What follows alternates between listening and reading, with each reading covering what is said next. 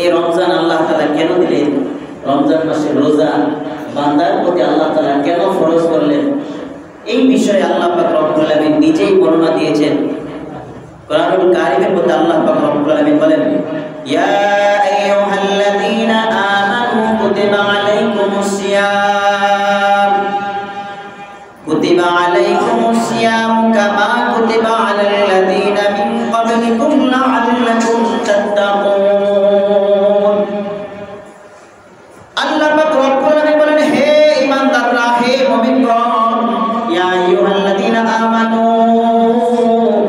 হে মুমিনগণ, কুতিবা আলাইকুমুস সিয়াম, তোমাদের উপরে সওমকে ফরজ করা হয়েছে, কামা কুতিবা আলাল লাযীনা মিন ক্বাবলিকুম, যেমনি ভাবে তোমাদের পূর্ববর্তী গণের উপরে ফরজ করা হয়েছিল, লাআল্লাকুম তাত্তাকুন। কেন রোজা ফরজ করা হয়েছে তোমরা কি জানো? লাআল্লাকুম তাত্তাকুন, যাতে করে তোমরা তাকওয়া অর্জন করতে পারো, যাতে করে তোমরা মুত্তাকি হতে পারো, যাতে করে তোমরা খোদাভীরু হতে পারো, যাতে করে তোমাদের হৃদয়ের মধ্যে আল্লাহ পাকের ভয় ঢুকে যায়। এই জন্য আল্লাহ পাক রব্বুল আলামিন তোমাদের জন্য রোজাকে ফরজ করে দিয়েছে, যাতে করে তোমরা মুত্তাকি হতে পারো, তাকওয়াবান হতে পারো, খোদাভীরু হতে পারো। এই জন্য আল্লাহ পাক রব্বুল আলামিন রমজান মাসে রোজাকে ফরজ করে দিয়েছে। তাহলে রমজান আমাদেরকে কি বানাবে? তাকওয়াবান বানাবে, মুত্তাকি বানাবে। রমজান আমাদেরকে খোদাভীরু বানাবে। এখন রমজান আমাদেরকে খোদাভীরু কিভাবে বানাবে? আর এই রমজানের নাম রমজান রাখা হলো কেন? রাসূলুল্লাহ সাল্লাল্লাহু আলাইহি ওয়াসাল্লামের বিখ্যাত সাহাবী হযরত আনাস রাদিয়াল্লাহু তাআলা আনহু তিনি বর্ণনা করেন, ওয়া ইন্নামা সুমিয়া রমাদানু লিআন্নাহু ইয়ারমিদু যুনুব, যে রমজান মাসের নাম রমজান এজন্য রাখা হয়েছে যে রমজান তার ওই রোজাদার ব্যক্তির সমস্ত গুনাহগুলোকে জ্বালাইয়া দিয়েছে। সুবহানাল্লাহ। রোজাদার ব্যক্তির গুনাহগুলোকে রোজা কি করে দেয়? জ্বালাইয়া দেয়। এই রোজা রমজান এর রমজ, এই রমজ ধাতু থেকে এটা নির্গত হয়েছে। এর একটা অর্থ জ্বালাইয়া দেওয়া, শেষ করে দেওয়া। যেহেতু রোজা রোজাদার ব্যক্তির গুনাহগুলোকে জ্বালাইয়া দেয়, শেষ করে দেয়, এই জন্য এই রোজার একটা নাম রাখা হয়েছে রমজান। অন্যত্রে কোরআনের ভাষায় এই রমজান মাসকে, এই রমজান মাসের রোজাকে বলা হয় সওম।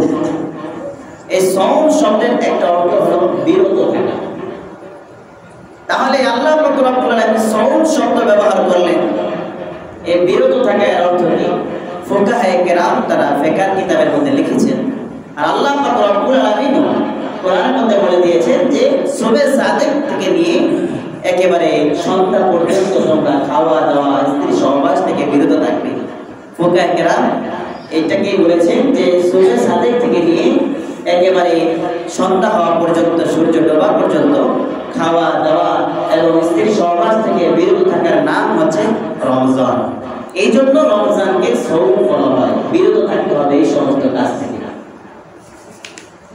এই রমজান মাস আমাদেরকে মুত্তাকি বানাবে। রমজান মাসে আমরা রোজা রাখি, আমরা যারা রোজা রাখি এরা চাইলে কিন্তু আমরা ঘরে ঘরে তো কেউ থাকে না, কিন্তু ঘরে গিয়া আমরা খাই না। আমরা পানিতে ডুব দিয়েও পানি পান করতে পারি, তাও আমরা করি না। একাকি থাকলেও আমরা রোজা ভাঙি না, কিছু খাই না, কিছু পানাহার করি না। কারণ কি? রোজা ভেঙে যাবে। অথচ ঘরের ভিতরে আছে, কেউ দেখতো না, কেউ জানতো না, আমি খেয়ে ফেলাইতাম। কিন্তু যে রোজা রাখার নিয়ম করছে সে চিন্তা করে আমি যদি খাই তাহলে তো রোজা ভেঙে যাবে, কে জানুক আর না জানুক, তাহলে তো আমার রোজা রাখা হইল না। এই যে কেউ দেখুক আর না দেখুক, কেউ জানুক আর না জানুক, কিন্তু আমার বিবেক আমাকে বাধা দিচ্ছে, আমার আল্লাহ আমাকে দেখছে যে আমি রোজা রাখছি নাকি ভেঙে ফেলেছি। এই যে তাকওয়া, এই তাকওয়াই শিক্ষা দেয় রোজা। শুধুমাত্র রোজার ব্যাপারে না, প্রত্যেকটা গুনাহের ক্ষেত্রে যখন মুমিন বান্দার হৃদয়ের ভিতরে কোন বাধা দিবে তখন সে মুত্তাকি বলে যাবে। সে দুধ বিক্রি করে, তার গরুর ওলান থেকে সে দুধ দহন করেছে, এখন সে চাইলে এই দুধের মধ্যে পানিও দিতে পারে, কিন্তু তার ভিতরে তাকওয়া অর্জন হয়েছে, খোদাভীতি যার কারণে সে আর এখন এই দুধের ভিতরে পানি দিতে পারছে না। যে আমি যদি দুধের মধ্যে পানি দিই, যদিও কেউ জানবে না, কিন্তু জানবেন কে? আল্লাহ। এই যে আল্লাহ জানবেন, এই ভয় হৃদয়ে লালন করা, এই ভয়টাই অন্তরের মধ্যে জাগ্রত করা, এটাই রোজার উদ্দেশ্য। আবার আমরা যাতে করে কেউ এই রোজা পেয়ে আবার ঘাবড়ায় না যায়, সারাদিন কিভাবে রোজা রাখবে। এই জন্য আল্লাহ পাক রব্বুল আলামিন বললেন, ইয়া আইয়ুহাল্লাযীনা আমানু কুতিবা আলাইকুমুস সিয়াম কামা কুতিবা আলাল্লাযীনা মিন ক্বাবলিকুম কামা কুতিবা আলাল্লাযীনা মিন ক্বাবলিকুম, যেভাবে তোমাদের পূর্ববর্তীগণের উপরে রোজা ফরজ করা হয়েছে। অর্থাৎ আল্লাহ তাআলা এটা বুঝাইতে চাইলেন যে রোজা তোমাদেরকে রাখতে বললাম একটা মাস, আবার তোমরা ঘাবড়াইয়া যাও না যে এক মাস কিভাবে রোজা রাখবো, সারাদিন না খাইয়া না পান কইরা থাকবো কিভাবে। এই জন্য আল্লাহ পাক রব্বুল আলামিন বললেন যে কামা কুতিবা আলাল্লাযীনা মিন ক্বাবলিকুম, যে রোজা শুধু তোমাদের উপরে ফরজ করেছে ব্যাপারটা এরকম না, বরং তোমাদের পূর্ববর্তী যারা ছিল তাদের উপরে রোজা ফরজ ছিল। যেমন হযরত আদম আলাইহিস সালাতু ওয়াস সালাম, তিনি সারা বছরে মানে প্রত্যেক মাসে, সারা বছরে প্রত্যেক মাসে 3 দিন রোজা রাখতেন। আরবি চান্দ্র মাসে 13, 14, 15 এই 3 দিনকে বলা হয় আইয়ামে বীজ, অর্থাৎ উজ্জ্বল দিন। এই 3 দিন প্রত্যেক মাসের 3 দিন 13, 14, 15 সারা বছর তিনি রোজা রাখতেন। হযরত নূহ আলাইহিস সালাম, তিনি শাওয়াল মাসের 1 তারিখ এবং জিলহজ মাসের 10 তারিখ, অর্থাৎ রোজার ঈদ, কোরবানির ঈদ, এই 2 দিন ছাড়া তিনি সারা বছর রোজা রাখতেন, সারা বছর। অনুরূপ ভাবে হযরত ইব্রাহিম আলাইহিস সালাম, হযরত মূসা আলাইহিস সালাম, হযরত ঈসা আলাইহিস সালাম, প্রত্যেক পয়গম্বর তারা তাদের নির্দিষ্ট সময়ে রোজা রাখতেন। তাহলে এক কথায় যেটা হযরত আদম আলাইহিস সালাম থেকে নিয়ে হযরত ঈসা আলাইহিস সালাম পর্যন্ত যত পয়গম্বর ছিল এবং তাদের যত উম্মত ছিল, সবার উপরেই আল্লাহ তাআলা রোজা ফরজ করেছেন। শুধুমাত্র আমাদের নবী মুহাম্মদুর রাসূলুল্লাহ সাল্লাল্লাহু আলাইহি ওয়াসাল্লাম ফরজ করেছেন, ব্যাপারটা এরকম নয়। এই কথা বলে আল্লাহ তাআলা বান্দাদেরকে সাহস যোগাইলেন যে তোমরা রোজা রাখার জন্য ঘাবড়াইও না, তারাও তো রোজা রাখছে, তারাও রোজা রাখতে পারছে, তোমরাও পারবা। সুতরাং ঘাবড়ানোর কোনো কারণ নাই, বরং তোমরা রোজা রাখা শুরু করে দাও। এই রোজার মাধ্যমে আল্লাহ তাআলা বান্দার হৃদয়ের মধ্যে তাকওয়া অর্জন করে দিবেন, বান্দার হৃদয়ের মধ্যে বান্দাকে মুত্তাকি বানায় দিবেন, খোদা ভীতি বানায় দিবেন। আল্লাহ তাআলা বান্দাকে খোদা ভীরু বানায় দিবেন। আল্লাহ তাআলার ভয়, রাসূলুল্লাহ সাল্লাল্লাহু আলাইহি ওয়াসাল্লামের আদর্শ মোতাবেক সে সদা সর্বদা চলবে, এটার নামই হচ্ছে তাকওয়া। তাহলে তাকওয়া সবচেয়ে সহজ অর্থ হলো যে সে ব্যক্তি সর্বদা তার হৃদয়ের মধ্যে আল্লাহর ভয় লালন করবে এবং রাসূলুল্লাহ সাল্লাল্লাহু আলাইহি ওয়াসাল্লামের সুন্নাহ অনুযায়ী নিজের জিন্দেগি পরিচালনা করবে, এটার নামই হচ্ছে তাকওয়া। এই তাকওয়া অর্জন করেছিলেন হযরত ওমর রাদিয়াল্লাহু তাআলার জামানায় একজন রাখাল এই তাকওয়া অর্জন করেছিলেন। কিন্তু আমাদের এই সময়ে অনেক শিক্ষিত মানুষের মাঝেও এই তাকওয়া খুঁজে পাওয়া যায়। বড় শিক্ষিত হয়েছে, বড় মাস্টার্স হয়েছে, বড় ম্যাজিস্ট্রেট হয়েছে, ম্যাজিস্ট্রেট তো সে এমনিতে হয়ে যায়নি, অনেক শিক্ষা দীক্ষা তার অর্জন করতে হয়েছে, বিসিএস পাস করতে হয়েছে, অনেক ধরনের শিক্ষা অর্জনের পরে সে ম্যাজিস্ট্রেট হয়েছে। কিন্তু তবুও তার কলম উল্টা পথে চলে, তার কলমের খোঁচায় লক্ষ লক্ষ টাকার ঘুষ আসে।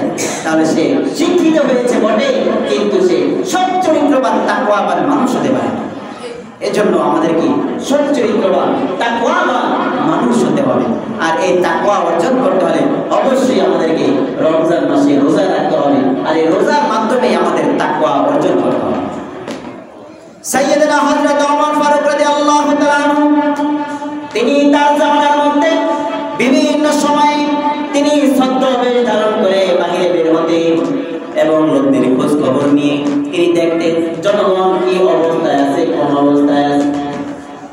ঠিক এমনই ভাবে একদিন তিনি দুপুরবেলা বের হলেন, ছদ্মবেশে বের হয়ে তিনি জঙ্গলের পথে গেলেন, মরুভূমির পথে গেলেন। সেখানে যাইতে যাইতে দেখলেন মরুভূমিতে একটা গাছের নিচে এক রাখাল সে বকরি চড়াইতেছে। রাখালের কাছে নিয়ে গেলেন, এই রৌদ্র ভরা পথ অতিক্রম করে পিপাসার্ত হয়ে গেলেন। রাখালের কাছে গিয়ে বললেন, রাখাল তুমি আমাকে একটু দুধ গ্রহণ করে দাও তোমার বকরি থেকে, আমার পিপাসা লেগেছে, আমি একটু দুধ পান করবো, পিপাসা নিবারণ করবো। তখন এই রাখাল বলতেছে, এই বকরির মালিক আমি না, আমি তো একজন রাখাল, আমি রাখালি করি। এই বকরির মালিক আমি না, আমার একজন মালিক আছে, সে এই বকরির মালিক, আমি তার বকরিগুলো চড়াই, রাখালি করি।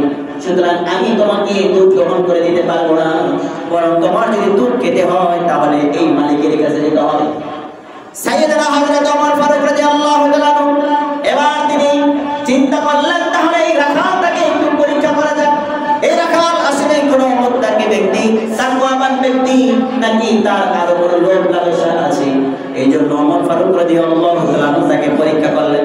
রাখালকে এবার বললেন, রাখাল তুমি আমার কাছে একটা বকরি বিক্রি করে দাও, আমি তোমাকে কিছু টাকা দেই, তাহলে তোমার কিছু টাকাও হবে, আর আমি আমার প্রয়োজন পূরণ করতে পারবো, আমি আমার হাজত পূরণ করতে পারবো, পিপাসা নিবারণ করতে পারবো। তখন রাখাল বলে, আপনি আমাকে টাকার কথা বলতেছেন, আপনি কি একবার চিন্তা করছেন? ইয়া হাদা ফাইনাল্লাহ।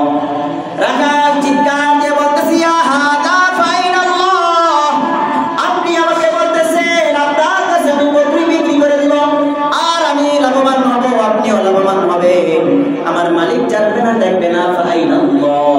কিন্তু আপনি বলুন, আমার আল্লাহ কোথায়? আমার আল্লাহ কোথায়? আমার মালিক জানবে না, দেখবে না, বুঝবে না, কিন্তু আল্লাহ তো অবশ্যই দেখবে। ওমর রাদিয়াল্লাহু তাআলা এবার ধরে নিলেন, সত্যি এই লোক এক মুত্তাকি লোক। তাহলে সেই যুগটা এমন এক যুগ ছিল, যেই যুগে রাখালের মধ্যেও তাকওয়া ছিল। আর আজকে আমাদের যুগটা এমন এক যুগ হয়েছে, আমরা শিক্ষিত হওয়ার পরেও আমাদের হৃদয়ের মধ্যে তাকওয়া অর্জন করতে পারি। হযরত আশরাফ আলী থানভী রাহমাতুল্লাহি আলাইহি যুগ শ্রেষ্ঠ বুজুর্গ ছিলেন। আশরাফ আলী থানভী রাহমাতুল্লাহি আলাইহি তিনি একবার তার এলাকা থানা ভবন থেকে মিরাটে যাবেন। তিনি সাথে আখের একটা গাড়ি নিয়েছেন, আখ নিয়ে যাইতেছেন। এবার তিনি ট্রেনে উঠবেন। ট্রেনের টিটি সাহেব হযরত থানভী রাহমাতুল্লাহি আলাইহি দেখে চিনে ফেললেন, এত বড় যুগ শ্রেষ্ঠ আলেম তিনি, এত বড় হুজুর তিনি, তাকে সবাই চেনে। এবার বলতেছেন, আপনি আখের গাড়িটা আমার কাছে দেন। টিটি সাহেব আখের গাড়ি নিয়ে এবার ট্রেনের মধ্যে উঠাইলেন। থানভী রাহমাতুল্লাহি আলাইহি দেখলেন আখের গাড়িটাকে পালায় ওজন করা হয় নাই। তিনি তো জানেন, মাল যদি কেউ নিতে চায় তাহলে সেটাকে পালায় ওজন করে নিতে হয়, তারও ভাড়া দিতে হয়। কিন্তু আশরাফ আলী থানভী রাহমাতুল্লাহি আলাইহি তিনি দেখলেন তার আখের গাড়িটা পালায় ওজন করা হয় নাই, পালায় ওজন না করে ট্রেনে উঠানো হয়েছে। থানভী রাহমাতুল্লাহি আলাইহি বললেন, আপনি এটা কি করলেন? আমার এটাকে পালায় ওজন করলেন না কেন? তখন এই টিটি সাহেব বলতেছে, কোনো সমস্যা নাই, আপনাকে তো আমরা চিনি, এটা দ্বারা কিছু হবে না। আর আপনার কাছে টিকিট চেকারও আছে এবং প্রধান টিটি সাহেব তিনিও আপনার সাথে আছেন, কোনো সমস্যা নাই। এবার থানভী রাহমাতুল্লাহি আলাইহি বললেন, আমি তো যাবো অনেক দূর। তখন ওই টিটি সাহেব বলল, সমস্যা নাই, পরের স্টেশনে আপনি যে ট্রেনে উঠবেন সেই ট্রেনওয়ালাকে আমি বলে দিব, তাতে কোনো সমস্যা হবে না। এবার থানভী রাহমাতুল্লাহি আলাইহি বললেন, আমি তো যাবো আরো অনেক দূর। তিনি এবার চিন্তায় পড়ে গেলেন, এখান থেকে ট্রেন যাবে মিরাটে, মিরাট থেকে যাবে দিল্লিতে, দিল্লির পরে তো আর কোনো এই ট্রেনের স্টেশন নাই, তিনি আর সামনে কিভাবে যাবেন? এবার টিটি সাহেব থানভী রাহমাতুল্লাহি আলাইহি বললেন, দিল্লিতে নামার পরে কে কারে জিজ্ঞাসা, কে কারে জিজ্ঞাসা করবে? এরপরে তো আর কোনো স্টেশন নাই, আপনি কোথায় যাবেন? তখন থানভী রাহমাতুল্লাহি আলাইহি বললেন, টিটি সাহেব আমি যে বারবার বলতেছি আমি আরো দূরে যাব, আরো দূরে যাব, এর অর্থ এটা নয় আমি মিরাট যাব, মিরাট থেকে দিল্লি যাব, দিল্লি থেকে অন্য কোথাও যাব, বরং এর অর্থ হচ্ছে আমি তো সর্বশেষ কবরে যাব। যখন আমি কবরে যাব তখন কে আমার সাথে যাবে, কে আমাকে বলে দিবে? তখন যদি আল্লাহ তাআলা আমাকে জিজ্ঞাসা করে, আশরাফ আলী তুই যে আখের গাড়ি বিনামূল্যে নিয়ে গেছিলি, সরকারি হক তুই নষ্ট করেছিস, এখন এর হিসাব দে, জবাব দে, তখন আমি আমার আল্লাহর কাছে কি জবাব দিব? এই যে তাদের মধ্যে তাকওয়া ছিল, যে তাদেরকে কেউ বিনা পয়সা নিয়ে যেতে চাইলেও তারা যাইতো না, কারণ এটা তো সরকারি এই সুবিধা হোক, এটা তো কারো ব্যক্তিগত কোনো অবজেকশন নাই বা ব্যক্তিগত কোনো তার কোনো ইও নাই যে সে বলবে যে আমি আপনাকে মাফ করে দিলাম। এটা সরকার থেকে নির্ধারণ করা হয়েছে, এই টিকিটের মূল্য এত, এটার ওজন এত হলে এত টাকা দিতে দিল। তাহলে তাদের মধ্যে এমন তাকওয়া ছিল যে তাদেরকে ওই বাসের ট্রেনের টিকিট কাটরা তারাও যদি মাফ করে দিত তবুও তারা বিনা পয়সা যাইতে চাইতেন না। অথচ আমরা যেখানে ভাড়া লাগবে না দিয়ে পারলে আরো ভালো। এর জন্য কিন্তু আল্লাহ তাআলার কাছে হিসাব দিতে হবে। এই তাকওয়া আমাদেরকে রমজান শিক্ষা দেবে। আল্লাহ পাক রব্বুল আলামিন আমাদের সকলকে রমজান মাসে সবগুলো রোজা সহিভাবে আদায় করার তৌফিক দান করুন এবং আমাদেরকে তাকওয়া